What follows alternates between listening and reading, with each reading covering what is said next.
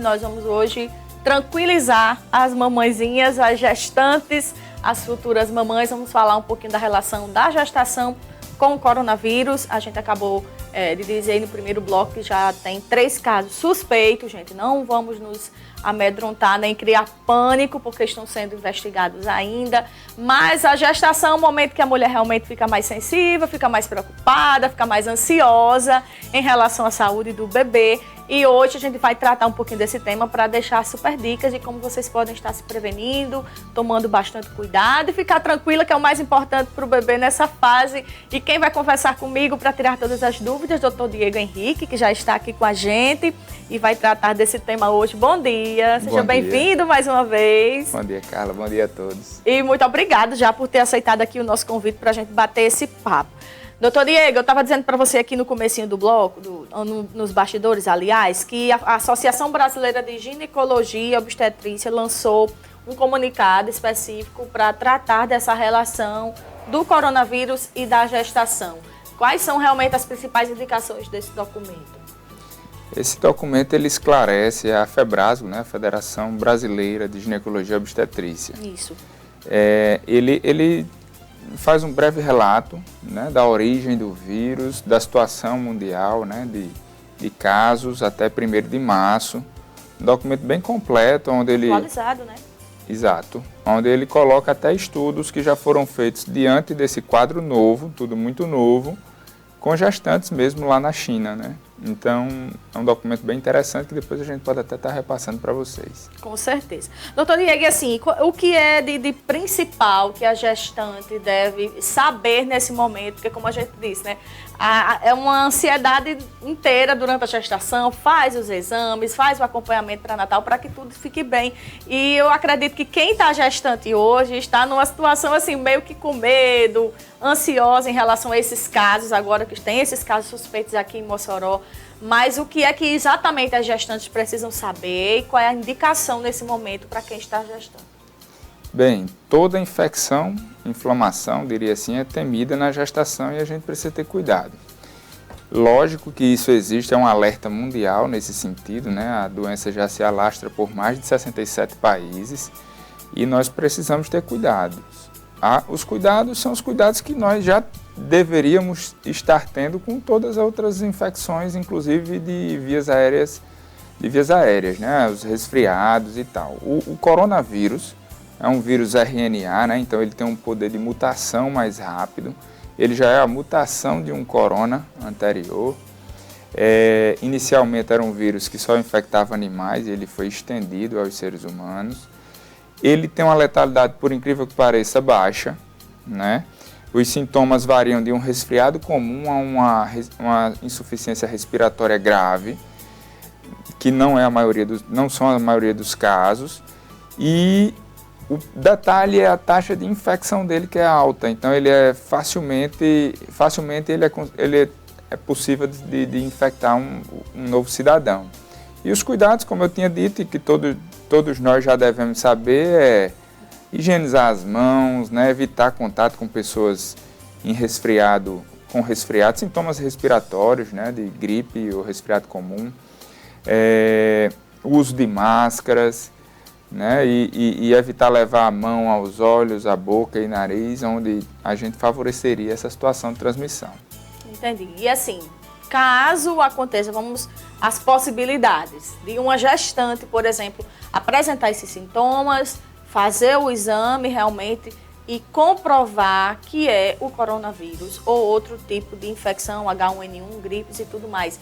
Mas falando especificamente do coronavírus, existe alguma indicação realmente pelo fato até porque nem tem medicação, eu ia perguntar assim, se pode tomar alguma coisa, mas por ser gestante também não se descobriu ainda um remédio em relação ao coronavírus, mas vamos pensar nessa possibilidade de uma gestante contrair esse vírus.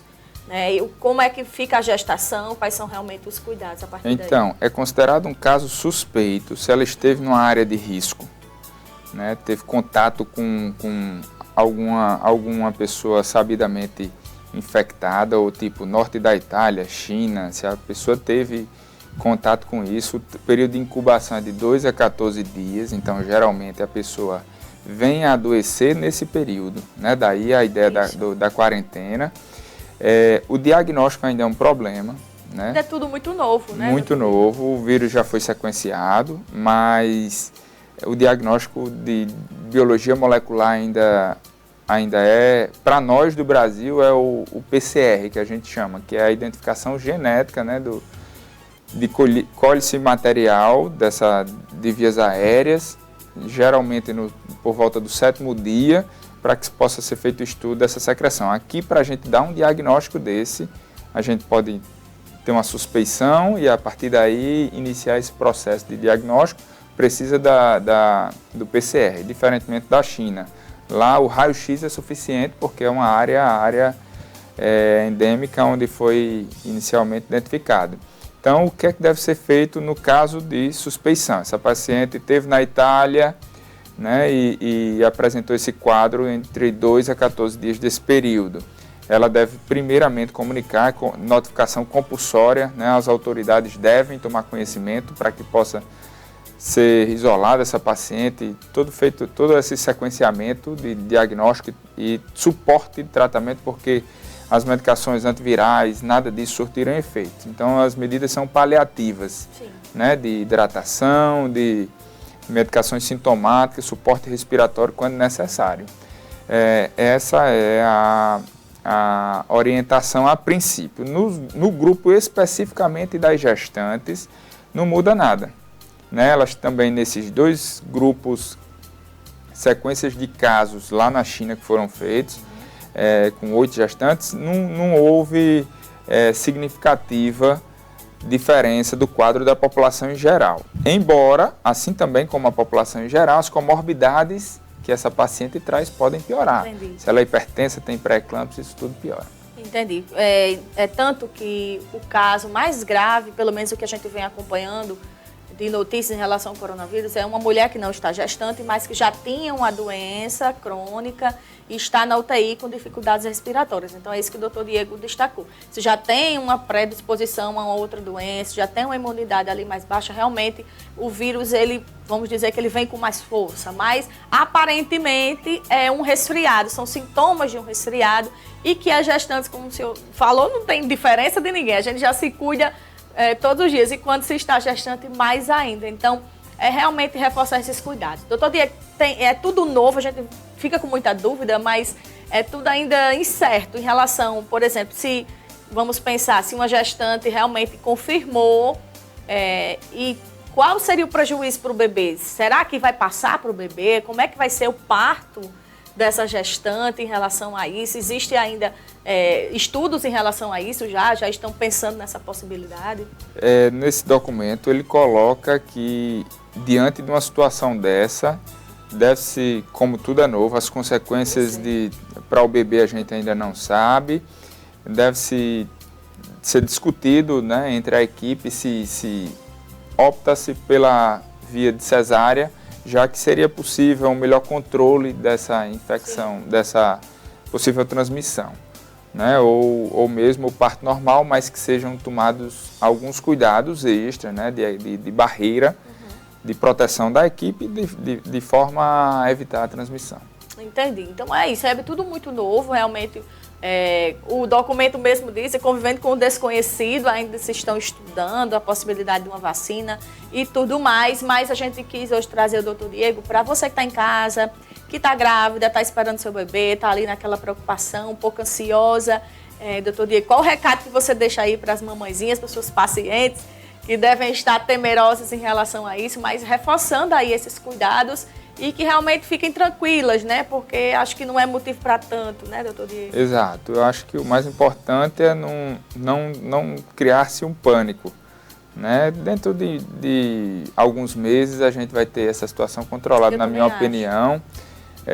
Já foi sequenciado, seja vacina, seja o controle mesmo dessa expansão inicial, né, de alta infectividade, e os cuidados que a gente sempre tem que manter, né, de evitar o contato com pessoas, como eu falei inicialmente. Esses cuidados eles devem ser mantidos e a gente ficar mais atento. E se de repente tem viagem marcada para a Itália, para a China, aí obviamente deve-se, o bom senso talvez seja a gente evitar, se assim for possível, essa viagem, né? Exatamente. E assim, esses cuidados servem não só em relação ao coronavírus, porque a gente trouxe, doutor Diego, o pessoal da Secretaria Municipal de Saúde, para falar também das arboviroses.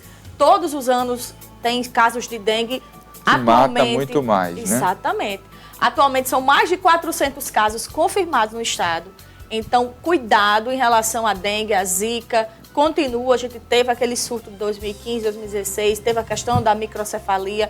Então, vale redobrar os cuidados em relação às arboviroses também, né, a gestão? Com certeza. Talvez esse deve ser o pânico, né? O pânico com relação às arboviroses, que a gente já briga faz muito tempo.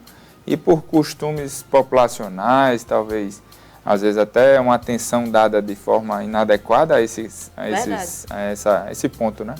Exatamente. E chegou o período chuvoso, vamos tomar cuidado, aquela proteção lá da roupinha, do repelente, da tela na janela, tudo isso continua valendo, né, doutor Diego? Para que a gente possa fazer essa prevenção, mas mamães, vamos ficar tranquilas, tomar aí os cuidados devidos, procura aí o seu médico, fazer tudo direitinho, que aí não vai ter problema e futuramente, se Deus quiser, tá chegando aí uma barreira contra esse coronavírus. Mas as pessoas normalmente as pessoas ficam assustadas, ainda mais hoje com esse suspeita desses casos aqui em Mossoró. Mas vamos tentar fazer esses métodos que são internacionais e pelo Ministério da Saúde também. E vamos ficar atentos e tomar cuidado e vamos seguir nossa vida normal, né, doutor? Com certeza. A gente não pode parar por causa disso, porque tem muita coisa ainda para acontecer. Doutor Diego, muito obrigada. Viu? Nada, sempre um prazer. Eu que agradeço trazer esses esclarecimentos hoje, especialmente para as futuras mamães. Geração Saúde fica por aqui, mas amanhã tem mais, 10h15 ao vivo. Eu e você aqui na telinha da Super TV. Até amanhã.